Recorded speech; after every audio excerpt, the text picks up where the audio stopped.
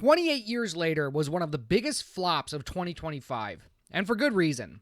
The story was haphazardly thrown together, plot lines were picked up and forgotten about, dialogue and world building were cringe-inducing, and the hype generated by one of the best trailers for a movie I've seen in 20 years set high expectations that the film simply failed to meet. Pair that with the follow-up film, 28 Years Later, The Bone Temple, and you get a movie that is a decent self-contained story that feels like it should have been more of an original film instead of a sequel to a film like 28 Years Later. Characters from the first movie are relegated to the background or forgotten about entirely. Half of the story follows a group of characters that are all despicable, while the other half is an actually decent story about a lone doctor struggling with socialization, survival, and ultimately curing the rage virus from the infected. The plot goes like this. After being rescued by the Teletubby gang, led by the zealous Satanist Sir Lord Jimmy Crystal, Spike is initiated into the group when he accidentally kills Jimmy Shite in a forced death match. Sir Jimmy renames Spike Jimmy in accordance with the other Teletubbies, who include the more empathetic Jimmy Ink and the sadistic Jemima. The Teletubbies raid a farm inhabited by survivors, including Tom and his pregnant partner Kathy.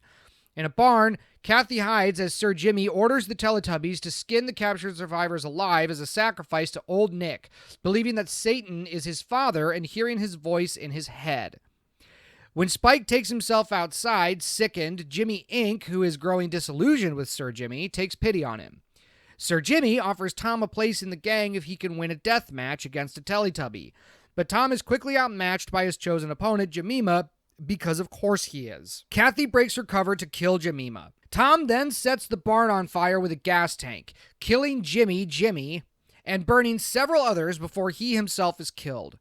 Sir Jimmy sends Spike to capture Kathy, but Spike begs for her to take him with her. Instead, Kathy incapacitates him, because of course she does, and escapes, and is then forgotten about by the plot for the rest of the film. Meanwhile, Dr. Ian Kelson continues to maintain his bone temple, an ossuary for those killed in the rage virus outbreak, while the alpha-infected male Samson repeatedly visits him. Kelson deduces that Samson is fueling an addiction to the morphine from his blowgun. Samson no longer attacks Kelson, and his humanity resurfaces as he dresses himself, and the two develop a friendship.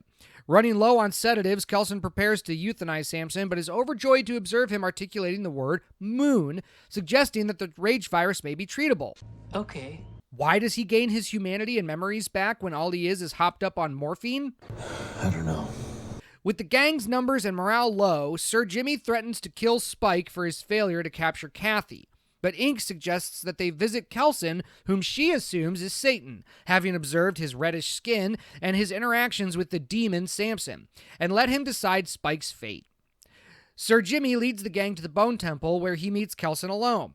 Upon discovering Kelson is not Satan, Sir Jimmy threatens to kill him if he does not impersonate Satan to reinforce Sir Jimmy's leadership over the Teletubbies.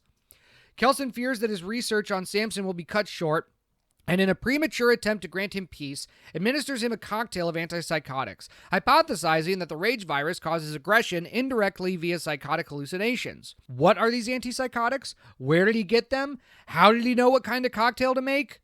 I don't know. Experiencing some clarity, Samson visits the abandoned train where he was infected and hallucinates a childhood memory of a guard asking for his ticket. After he once again produces speech, a nearby pack of infected attack him as if he were uninfected. Okay. That night, Kelson complies with Sir Jimmy's demands, impersonating Satan in a pyrotechnic-laden performance of Iron Maiden's The Number of the Beast, while exposing the gang to hallucinogens. I'll leave the rest of the plot out for this review in case anybody wants to watch the movie, but we get a tease into the third film and basically no resolution for the current film. This movie just felt like a bottleneck episode in a TV show rather than a continuation of a story. Spike being relegated to a tertiary role, and nothing of his father or the village ever comes up at all while we're introduced to the Teletubbies and Jimmy Crystal and follow them around for half the film. The unfortunate part of this is that the Teletubbies are the worst half of this film. The story of Dr. Kelson and Samson is exceptionally more interesting, and I would have liked to have seen more of that part of the story.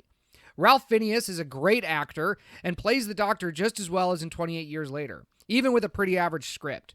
Jack O'Connell also gives a great performance as Jimmy Crystal, although his only good character moment comes from a conversation between him and the Doctor. Otherwise, he's just a mean, bloodthirsty psycho, and anytime anybody thinks they're son of Satan is cringe. Nia DaCosta did a better job directing this film than anything else I've seen from her, but that's not saying it was particularly good. I would say that it was a pretty average offering from somebody who has the amount of movies under her belt as she does. The cinematography was the standout of this film. Sean Bobbitt did an incredible job showing the vastness of the world, and the satanic performance scene by the Doctor was a lot of fun and very well done. Overall, 28 years later, The Bone Temple is a pretty average movie, really only propped up by the utter gutter water that was its predecessor. Despite good performances by two of the actors and a good cinematographer, everything else was pretty meh. It's no surprise this movie isn't going to make its money back in the box office. $63 million for a horror movie is about $40 million more than should be spent on any horror movie ever. I recommend waiting for streaming for this one.